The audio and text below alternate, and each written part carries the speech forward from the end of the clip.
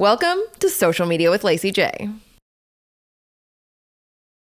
As a social media manager, I feel like we do spend so much time on social media that it can affect our mental health. Have you figured out any tricks or routines that help maintain your mental health while being a social media manager? Yeah, actually, this is new, and I just posted about it, where I am now part of being whether you're a social media manager or a financial advisor, part of being an entrepreneur is you work for yourself, but then sometimes that means you're working all the time, and we don't know how to stop. Yeah. We don't know how to stop.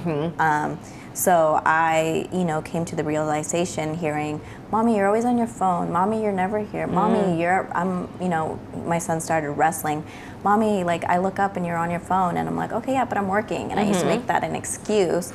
And then I, took a step back, and I'm like, okay, I looked at it, and I'm like, yes, I work for myself, but why am I not setting boundaries? And I think that there's this stigma as an entrepreneur, work hard, grind hard. Hustle culture. Hustle culture. 7 days a week. Get up at 4, grind till 10 o'clock, late up nights. Success or nothing. Success or nothing. And it's just no, that's not true, actually. I think the opposite, actually. Now that I've experimented, I find myself more whole since I've started. As soon as 5 o'clock hits, I shut off my phone, 100%, for work. And for my personal self, too. I'm 5 o'clock comes and I shut it off. I don't look at my phone until 8 in the morning. I get up at 4, though, but that's not because I'm grinding or hustling. So to me, it's I won't look at my phone. So I've just really stuck, and it took a while. And I even had to set alarms on my phone, at 7 o'clock, stop looking at your phone, and my phone would ring. And if I'm on my phone, I'm like, oh yeah, because it's just a habit that you have to kind of come out of. So yeah, how about you? I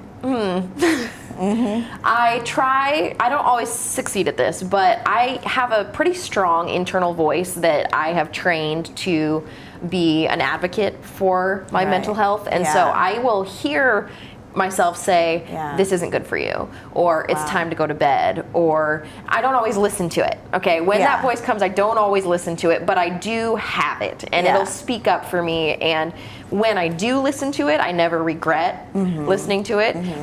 Maybe the most common thing that my mind will ask me is this what you want to be doing right now? Ooh, and if I can keep asking and answering that honestly, is this what you want to be doing right now, and follow that, it really makes things feel less soul-sucking to me and more fulfilling overall. Because don't you think that what we're actually looking for, especially as entrepreneurs in the social media industry, we're not looking, some people maybe, but we're not necessarily looking for this old style term of success. We're not looking to become an empire. We're definitely not. We're looking for freedom. It is freedom, and I think that's a big part that people don't understand. It's we get to the point, which, is great when we get busy. We're oh, we love this. But there comes a point where we're wait, no, I don't want to, right now I'm having a hard time. I'm learning how to say no. But even that's hard for me, but we are looking for freedom, especially as moms. I'm wait, I'm doing this so that I can be there for my kids, and I think we need that constant reminder. So yeah, I agree with you 100%.